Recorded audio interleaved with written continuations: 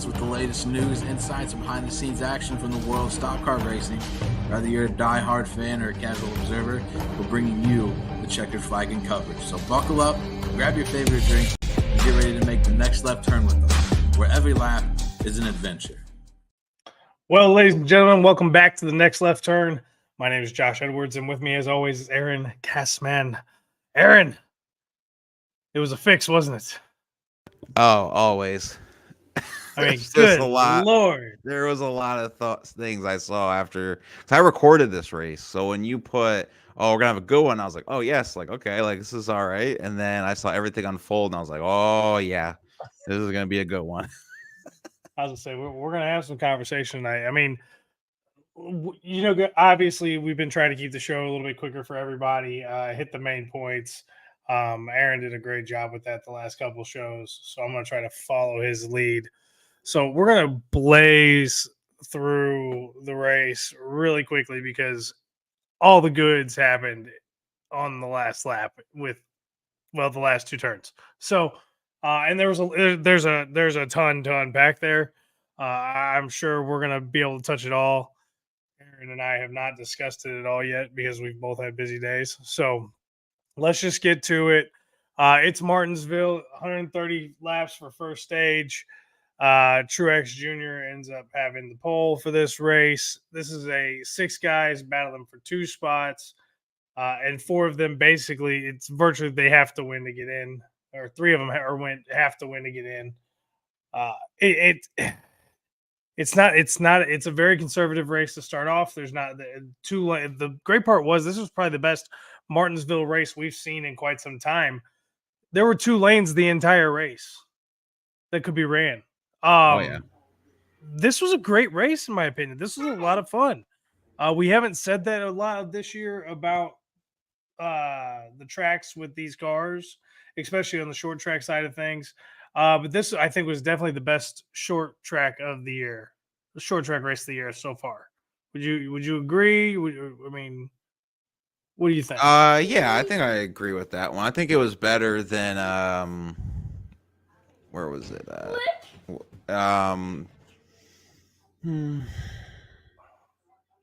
think it was a little bit better than Talladega this year, just because of the circumstances of what happened. But well, yeah, and Talladega's a super speedway, and these cars are built for that. I mean, yeah, so this was better than both Bristol races. It was better than the earlier race at Martinsville. Oh yeah, I should have said Bristol. I was thinking Talladega. I don't know why, but I was thinking of playoff Bristol. I think it was a lot better than that one. Yeah, that race wasn't that great. But Goodyear brought out a new tire package. It's the softest tire they've brought out in like 30 years. Did you like that? Dude, I think it ran great. Yeah. I really did. I mean, those first 20, 25, maybe 30 laps, the cars were so much better than they were after that. But even with it being a softer compound, the tires were still lasting for a good amount of time.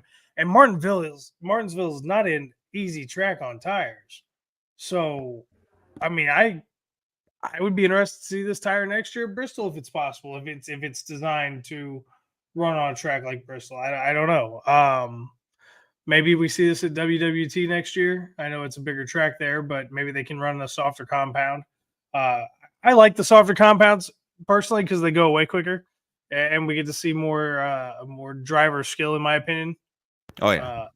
I mean, so I dig any of the softer tires. Go ahead, give me more grip for the first, 15, 20 minutes of racing, and then let me see what the driver can do with the car.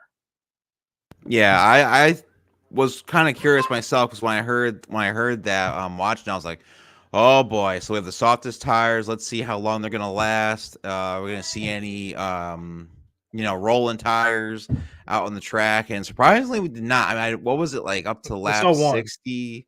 Well, yeah, we saw one for one driver, which he's just done. But I was shocked that by what was it like lap 60, they were starting to make the mark on the track on the inside. But other than that, they look pretty smooth to me. I was like, oh, okay, I could definitely mess with this next year. Yeah, absolutely. This seems like it's a great tire. But Truex Jr., you're still looking for his first win of the year. He has the pole. He takes off. He looks like Bat out of hell. He's running, man. He right off the bat, he was good. He would go, and he ends up pitting early, and it was weird because there's a few cars pitted in like the late 30s laps. He ends up pitting early. He ends up getting a pit penalty, and it kind of just basically ruins his day. He goes down 2 laps. So his last chance to get a win is going to be next weekend in Phoenix, and we'll see what happens there. Yeah, it's like you're a veteran in this, and you come out of the pit too fast. He's I got was like, 3 speeding alrighty. penalties at Martinsville in the last 4 races there. Sheesh, I did not know that. That This is an insane. execution issue for his team, for him and his team right now. And let's be honest, this year they have been fast all year long. They've been competitive all year long. They have been shooting themselves in the foot week in and week out. There's no reason this team should not have been in the playoffs. And been competitive for a deep run in the playoffs. The car has been that good, but it's self-inflicted wounds for this team. A little bit later in stage 1, Christopher Bell ends up getting himself into trouble. He spins out. He touches Corey LaJoy. Caution comes out there. He goes down a lap.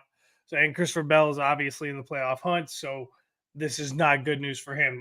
The good news is it's a 500 lap race, and it's a long one. And anything can happen at Martinsville. So we get to the end of stage 1. And it's Chase Elliott with the W there. So Aaron's guy gets it. William Byron second, also in the playoffs fighting points. So the first 2 guys are both playoff contenders. Then we get Chase Briscoe and Ryan Preece, both guys from Stewart Haas Racing.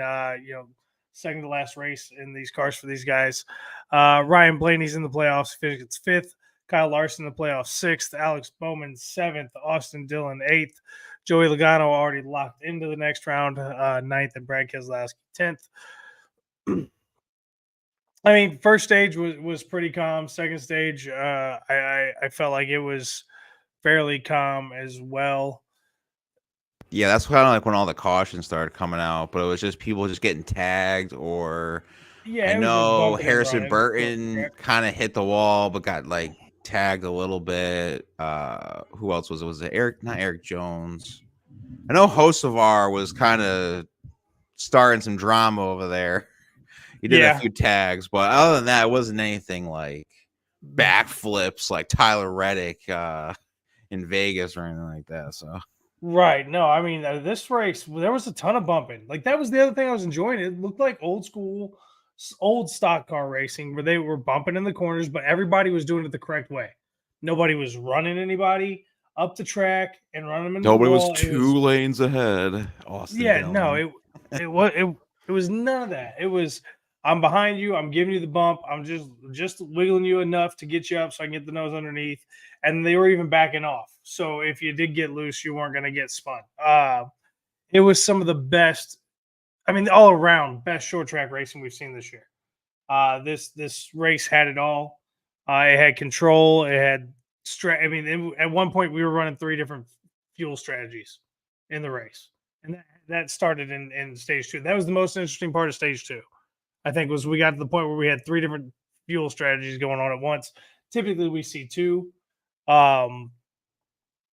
But yeah, it was just it was just a really good race. Yeah, I didn't like what happened with I didn't like what happened with Chase Elliott though, where he was at the pit and then he got all the way down to 24th because of a car the car jack. I was like, come on. It happens. But not when you need to get into the playoffs. I mean, but yeah, other than that, stage 2 was pretty smooth. I mean, he was still up there by the end. There's no major accidents. They were all small spin outs, nothing big to talk about. Nobody exited the race that I can think of off the top of my head. It was basically, I think a part-time driver was the only one. It was like Nickel or something. Other than that, I think the lowest was probably Corey LaJoy. I think he was like 9 laps down at one point. Yeah, because he ends up like 70-something laps down at the end.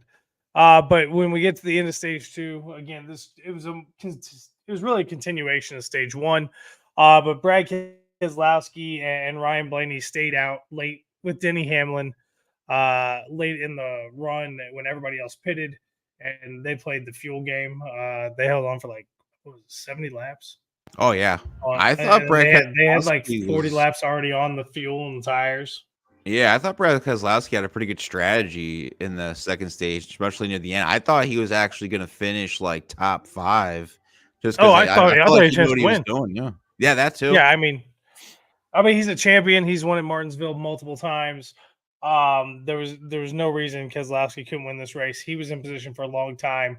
I think Blaney was slow played him a lot. He showed a little frustration because there was like a sequence of 6 or 7 laps there where every time they were in 1 and 2, Blaney would bump him and then Yeah, just hang out behind him all the way around the rest of the track, and they'd bump him in the same spot in 1 and 2, and wouldn't touch him in 3 and 4, and then again back in between 1 and 2, bump. I mean, it was like he was letting him know, "Hey, just move out of the way. I got you." they were Um, following the stage 1 Byron Chase Elliott. They're doing the same thing for yeah, most of the exactly. first stage. So it was pretty clean. It was fun, but Brad Keselowski gets the 10 stage points. Ryan Blaney picks up more stage points, which he desperately needed. Again, he was in a win to get in situation, basically. He would have needed to win each stage, and then the playoff drivers around him did not even finish in the top 10. So points really didn't matter here. He had to go to the win for the win today. Denny Hamlin, again, he was a win to get in. He was so far behind the points, got third. Kyle Larson fourth, William Byron fifth, Christopher Bell sixth, who still needed points because he was not secured to get in. Austin Dillon, Alex Bowman, Noah Gragson, and then Ryan Preece. So the SHR made a really good run at Martinsville. They do historically have a good setup for those cars. But again, these drivers are making a great showing for their new teams, and the guys still looking for a ride are making their case to find a ride for next season. So shout out to SHR for not just mailing it in at the end of the season. Yeah, I don't think even though Tony Stewart's leaving, he has a lot on his plate, especially being a part-time driver in the NHRA drag racing. I still think he would probably told his drivers like just don't bail out now. Just go as hard as you can because you're gonna need to find a job because Cole Custer's coming in next year.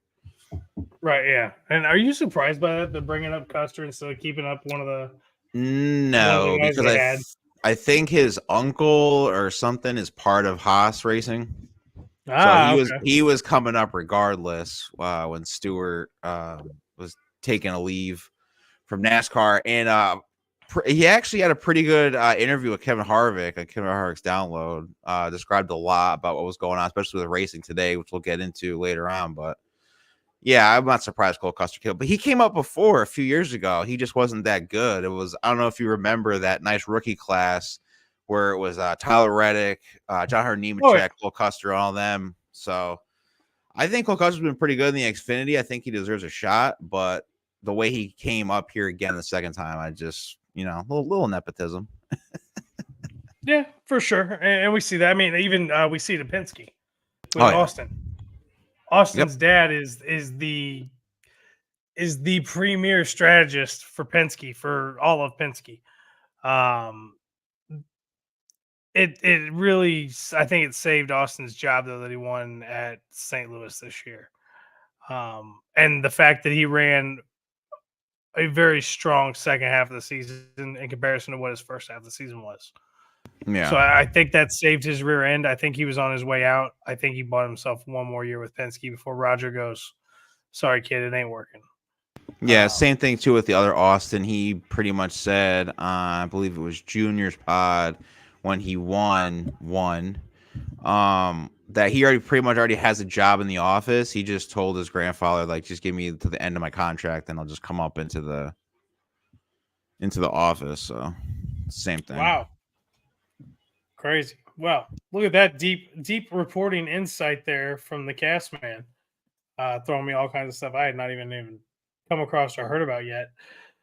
But as we move into stage 3, Christopher Bell gets in trouble again, and he has to restart to the rear of the field. So he just keeps shooting himself in the foot. It comes back to bite him at the end of the race. We will get there. That's the only reason I keep touching on Christopher Bell.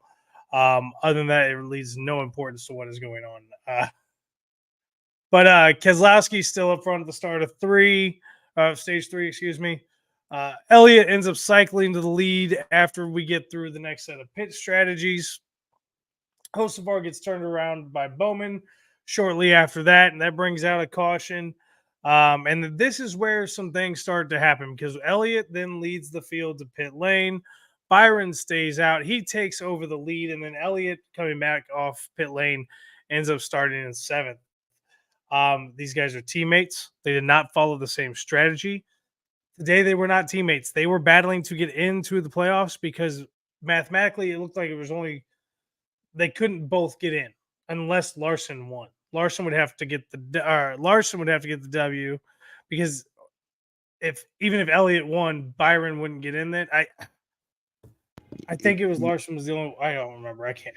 It moved This around. is So much, why they we tried to explain it need- during the broadcast. Yeah, this is why we need the old NASCAR back where you're just going off by points because this is ridiculous that we can't figure out the plus minuses of what's going on. Because at one point, when Chase Elliott was third or fourth, he was in the third spot in the playoffs, and he was like the leader. Then when he was in first, he was in third. I was like, all right, I think the points need to come back just because it's just getting ridiculous of how NASCAR is trying to make this popular when it's hurting most of your fan base. Well, on this little topic right here, I think here's what you do. When the playoffs come, you just restart the points. So all they have is their playoff points. They don't have any of their season points or anything. Right. They all carry over, right? I think that's how it works right now. Pretty much, yeah. Well, it really goes off by like your wins and then whatever points you have, and then yeah. Okay, so then you get to the playoffs, everything's scratched. Everybody's at zeros, or you just get your points from the wins you had during the regular season. Like you don't get your stage wins points; you just get points from winning the overall races, and that's like your starting points. Right. And you basically are at zero. So Larson would have had 60 because he won 6 races this year. So he would have cut out front, number 1 seed. I'm kind of digging the playoffs because number 1, 2, nor number 3 are in the final 4 for the championship. It's cool. It gives the underdogs a chance. It actually works. It's weird. It's different, but I'm kind of digging it a little bit. We'll see how it pans out next week. Like I feel, but we'll get to this in a little bit. Hold on, we'll get there. So, anyways, here's where we see strategies take into play. And we're like 94 laps left. And Kyle Busch right off the restart loses a tire. We end up into another caution. And another restart. Larson ends up in the lead against Byron on the next restart. I've never seen Hendrick's cars run against each other this hard. They sure were. I mean, this was insane. It was like I got to root for him this time because I wasn't rooting for Hendricks. I was rooting guy against guy, and I hate to admit it, I was rooting for Elliott. I mean, he did have a strong car today. A real strong car. And I thought he had the best car for the majority of the race. Yeah, and then when I saw when Elliott came in second, and then William Byron, I don't really know what happened. He was just dropping like a fly. So earlier in the race, when Blaney was moving up through the field early, he bumped who was driving the 16 car. But that would be Allman Dinger. No, it wasn't Dinger today. Wasn't Dinger? I don't know. He bumps whoever was driving. It was 16 or 31 or something. He bumps one of the non-competitive drivers and slides him up into Bowman, and bent his tie rod. He mentioned it after the race, or William Byron, excuse me. He mentioned it after the race in his interview before they announce how everything pans out. Oh, I didn't. I know Chase Elliott did that too, and they said everything was fine. Yeah, well, Blaney was pissed about last week, and he was he was on a freaking mission. But he was doing it the right way. He wasn't running anybody up the track. He wasn't wrecking anybody. He really didn't have to. No, honesty, he was doing exactly what he needed to do, and it was kind of funny because what happened last week in Miami, if he didn't win or get any close in these playoffs, and you go into the off season like that, that could eat you up. Oh yeah, I mean, Well, I guess he was. They said he was mad all week. He was talking about it all week. I couldn't All believe right. how I screwed that up. He said it was all his fault. Pretty much. Neither here nor there. So at this point, we're cooking. It's on. The teammates do not matter, or do they? Dun dun dun. It's little lead changes back and forth up front. It's Elliott, it's Byron, it's Elliott, it's Larson. It's Reddick ends up blowing up and ends up having to come out of the race with like 35, 36 laps left. He blows an engine. It's literally on fire. He hops out the car. I never got to see after that. If anybody else did, cool. I did not get to see it. Then it's we just get Elliott's staying up front at this point. Larson's up front. Blaney's been hanging back for a while, and he's been letting Elliott and Larson really just run out the third stage. And we all know, if you watched the show before, we all know I'm a Penske guy. I root for Team Penske across all racing.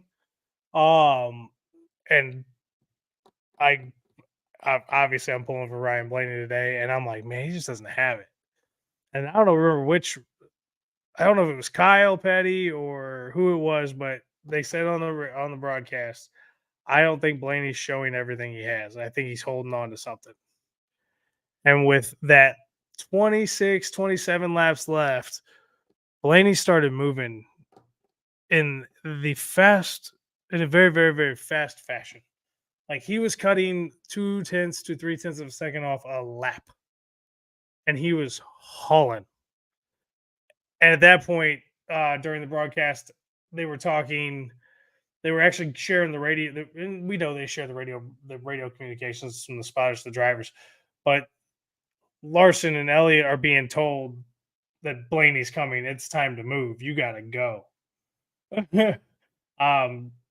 Did you think at this point that it was just a matter of time? Did you think Blaney was going to have the time? Did you think we were going to get a big accident that was going to mess that up? I mean, where were you at this point in the race? I mean, at one point, I was like, all right, there's going to be a caution because he's gaining steam, because we've seen it most of the year where drivers have started coming up to the top 5 or even top 3, and all of a sudden, it's a bunch of no-name drivers get into it, or one non-playoff driver to a part-timer. But for me, nah, once I saw Ryan Blaney get even past Kyle Larson, I was like, oh, it's over. Because I know Chase Elliott had a good lead. I think he had like a second over him. But from what I saw, Ryan Blaney was in 12th, then went to 7th, then went to 5th, then went to 2nd, and eventually took it over, I think, with lap, what was it? I think it was 15, 25. left. No, it was earlier than that. I think it was like lap 20. Well, no. sorry, with 25 left. Because Elliott still had the lead. Well, under 20. It was it was around there though, like in the 20s. Because I was like, I said out loud too. I was like, so Ryan Blaney's really gonna pass Chase Elliott right now? Said it just like that. And then it was just over. He had so much momentum, and I didn't even hear Kyle Petty say that he hasn't shown everything. But once he passed Chase Elliott, I was like, oh, it's over. I think he had about almost a 2-second lead over him. I was like, oh. I mean, and then he stretched it out quick too. Oh, like, yeah. He got by, and he got to that 2.5 second lead. And that's when I was like, all right, he's good as long as nobody clips him or nobody wrecks right in front of him. That's all I was thinking. I was like, Penske's going to have 2 guys in. We got a 50% chance to win it. Go back-to-back championships for Penske. That'd be great. But lo and behold, Ryan Blaney crosses the finish line first. He holds off everybody behind him. He wins at Martinsville, locks himself into the championship race next week at Phoenix to join his teammate Joey Logano and Tyler Reddick. Now, for the stuff we really want to talk about. All the drama in the world that could happen at such a fantastic race happened tonight. And it's actually going to leave a really bad taste in the fans of NASCAR's mouth. And it's going to have it's a bad look. It's a bad look. So we're going to look at 2 different situations here. both on the final lap. The first one is Christopher Bell, and it's what happened on the final lap. So in the final lap in turns 3 and 4, Christopher Bell overdrives the car into 3. He ends up cutting in between Noah Gragson and Bubba Wallace, who 2 laps later on the radio told his spotter that he thought he had a tire going down, so they were just telling him to nurse it across. So Bubba's struggling. Bell splits between him and Gragskin, slides into 3, loses control, almost loses the back end and puts the car into the wall, straightens it out, slides up into the wall, and then, as we remember, Watermelon Man's infamously awesome video game move 2 years ago at this track to ride the wall all the way around 3 and 4 with his foot on the gas to the floorboard to advance to the playoff, the championship race. That move was outlawed. Well, to me, this very much looked like he lost control, got into the marbles, and we know there was an excessive amount of marbles on the racetrack this week because of this softer tire. And he couldn't get off the wall, but what's a racer to do if he's stuck on the wall? He can't just let off the gas and get off the wall. You gotta keep going. You're fighting for championship positioning and a shot at the title. So what's he do? He rides the wall through the rest of turn 4, comes off, and passes enough guys to tie William Byron for the 4th spot into the playoffs, but it goes under review. And Aaron, when you saw that this was getting reviewed, which way did you think it was going to end up?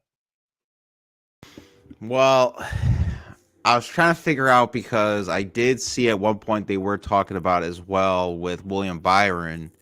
And then from what I heard, Christopher Bell, well, not Christopher Bell, sorry, Bubba Wallace was getting told, hey, let off the gas a little bit, let Christopher Bell get by because obviously he's going to be in the playoffs.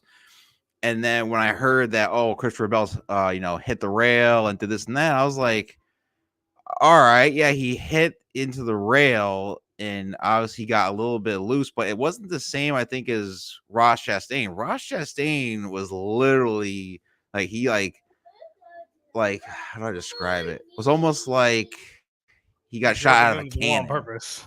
Yeah, he did it on purpose. Like he shot out of a cannon. Like he was flying. Whereas Christopher Bell, yeah, he hit into the wall and kind of stirred himself.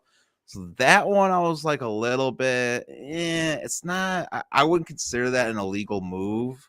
And I believe he was riding 19th in like most of the race, like in the 3rd stage. So I was just like, all right, that's a little, you can't really compare the two. But the William Byron one, to me, I feel like was a little bit worse because it looked like Chevy cars were just blocking for him, which might have caused the Christopher Bell altercation because you're keeping everyone behind. You're jumping ahead. I think Byron's, that's just my opinion though.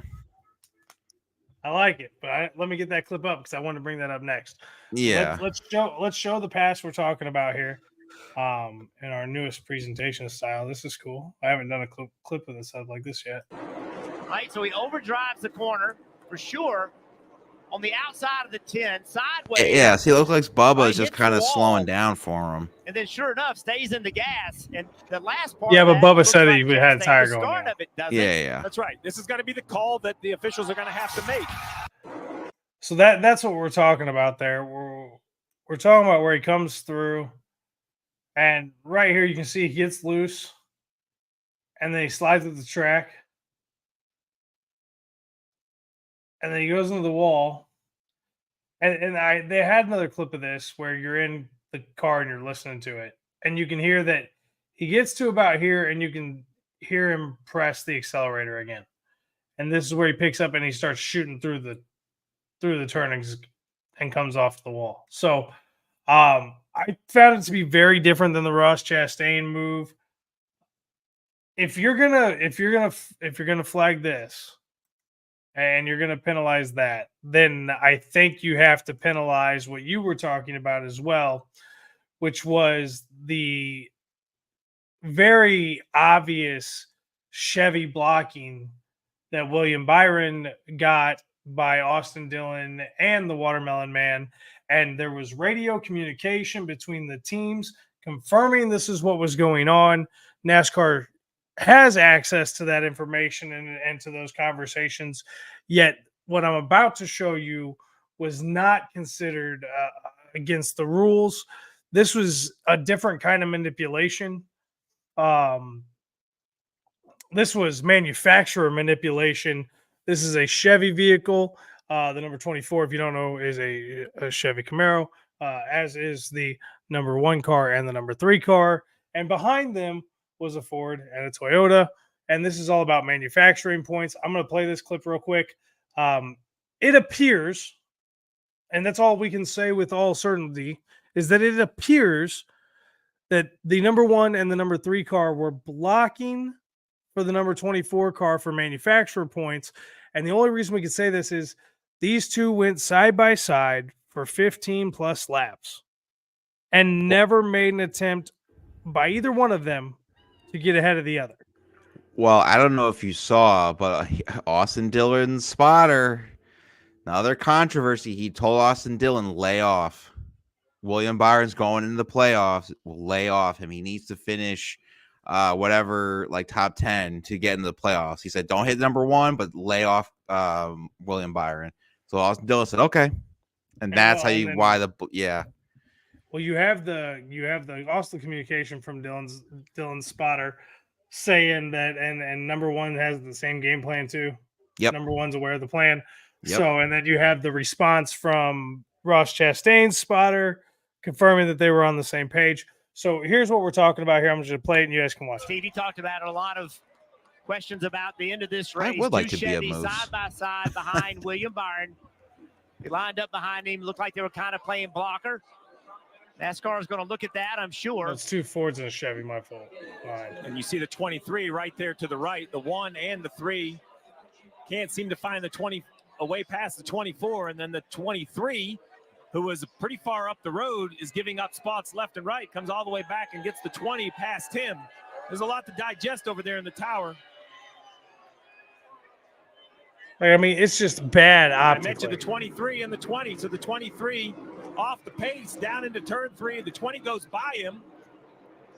Almost lost it. And then almost lost it. And then on top of that, I agree, Jeff, with your analysis that into the wall looked normal like racing, but the exit of the corner did look very similar to what Chastain did here a couple.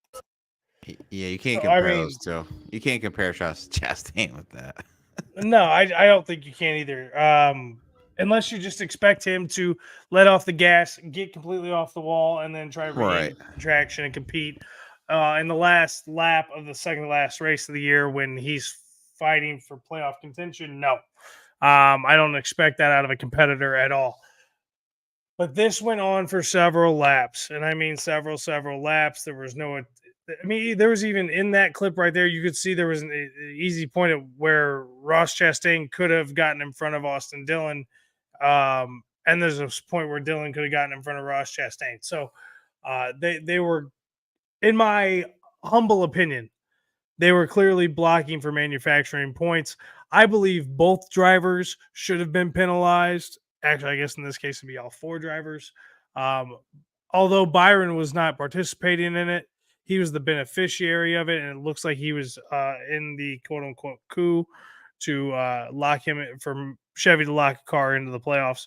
So I believe that if you're going to penalize Mr. Christopher Bell and his team, Byron should be penalized, and then Austin Dillon should be penalized, as well as Ross Chastain, and their penalties should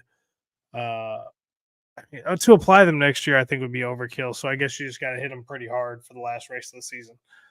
And then I would either, and then at that point, honestly, I would just put the 3 guys in for the championship. I would just put in. Yeah, I kept seeing that too. Yeah. I would, if you have to put a 4th in, how do you not put Larson in? Yeah, I mean, people were complaining about that too. And I was like, well, Kevin Harvick had 9 wins in 2020. He was dominant and didn't make it to the Final 4. So it's like, same thing, but a little different. I don't think he led as much laps as Kyle. Maybe he might have. I gotta look that up. I know because I know Kyle Larson had like 1600, yeah, like 1610. I saw at one point leading the laps, which is absolutely crazy. Yeah, which is crazy. But yeah, it was pretty much the same thing with Kevin Harvick in 2020. So I again think they should just go back to the Nextel Cup points. Just go like that. I've seen some people say, I think pretty much what you were saying with like the last 10 races, just call it the chase and then just start from ground zero up and work like that point wise. I mean, they got to do something to fix this format. Yeah, and Ellen Sawyer didn't make it any better on himself talking about this, as though this is NASCAR racing, and blah blah blah. I didn't get to watch the full interview, but I knew he was just gonna spew out whatever NASCAR told him to. So I was like, I'm not gonna bother watching this. But yeah, I know you can't penalize you can't penalize the manufacturers, right? Because obviously we know Chevys were right in front to keep William Byron in, but I mean, I know you can't hit into the wall like that, like by Seabell, which is why they, did make him the fourth person. But I mean, it's just not a Ross Chastain move. I still think Christopher Bell should have made it because he had more second place finishes than William Byron this year. But I think they just wanted a Hendrick car in there. Oh, they had to for Hendrick's 40th anniversary. Yeah, they just picked the wrong Hendrick. Yeah, because now if William Byron wins next week, it's gonna, at this point, in my opinion, if he wins, it will look tainted. Oh yeah. Even if it's pure, it'll look tainted. So I got a feeling, I'm gonna call it right now. If NASCAR is scripted, Tyler Reddick wins it next week. He's gonna have to. I mean, I looked at the points. I think I even liked it, but it was like Joey Logano is like 875, I think, on the year, and he's like 14th. Yeah. And you got Kyle Larson 1150, Chase Elliott 1125, Christopher Bell 1118, not in the playoffs. And then the three playoff guys, Byron, Reddick, Blaney, all in the playoffs. Joey Logano 875. Yeah. Like like Bubba Wallace had more points than them this year. It's just like it's crazy. It's all you gotta do is get in. It's a whole new season. That's the rules. I said it with Austin Dillon when we had that episode. Check that one out. That was a feisty one. That's just the system. You win and get in. That's where we're at. So like I was just saying, William Byron ends up the beneficiary of the penalty to Christopher Bell. Christopher Bell ends up finishing 22nd, which puts him last man on the lead lap. Maybe it was 17th, but he's last man lead lap, which then drops him the 4 points, which gives William Byron the go ahead into the playoffs. It's settled. It's the defending champ, Ryan Blaney, his teammate, Joey Logano, Tyler Reddick, and William Byron go head to head next week at Phoenix, 3:00 Eastern for the NASCAR Championship. It's gonna be nuts. Who do you think's gonna win? Well, if you remember, I had Tyler Reddick winning the whole thing. This is true, you did. So, I'm gonna have to go with Tyler Reddick on this one. I only see Reddick winning if it's scripted. If it's not scripted, I think it's Blaney. I think it's gonna be first back-to-back champ we've seen in quite some time. Yeah, I mean, how do you feel about Denny Hamlin just laying the biggest goose egg to not get into the playoffs? Exactly. Exactly. Still hasn't won a championship. Because I'm better than your favorite driver. Yeah. I loved it. And he sounds so defeated on his podcast like the next day. It's so funny. Well, he can't be too. Well, I also want Tyler Reddick, and I did, obviously I didn't know this was going to happen, but because they're suing NASCAR, if Tyler Reddick wins, they have to give him the trophy. Like, how that would be like the biggest FU to NASCAR right there, and I would love to see that. It would be hilarious, and it would provide a lot of off-season news for NASCAR. Oh yeah. So, You're going to stick with Reddick I am. to win the race or just win the championship? I think he's gonna just win the championship. I don't think he's gonna win the race because this year has proven to us that non-playoff drivers for some reason like to just play spoiler this year, whether it's in the playoffs or not. It's been crazy. It has been crazy. Like I said, I'm gonna go with Blaney to repeat, first repeat champ in a while. Give Spinski 3 in a row. That's definitely the first team to do that in quite some time. So I see history one way or the other, even if Logano gets it. Dude, next week, final show of the year. Same time, same place, 9:00 next Sunday night. Right here, Variety Sports Network. Aaron, any last thoughts before we send it off for the week? Yeah. To quote Darryl Waltrip, boogity boogie boogie, let's go racing, boys. And I'm not I am a little promoting this, but I'm not getting paid by him. But go get those Dale Jr. 8 Bud cars coming back. Florence, November 25th. I know, right? He is coming back. Love it. I knew that's why you had that up. Yeah. All right, everyone. Well, you all have a fantastic week. We'll see you here next Sunday night. We will recap the championship race at Phoenix, and we will wrap up our season. We thank you all so much. Have a fantastic week.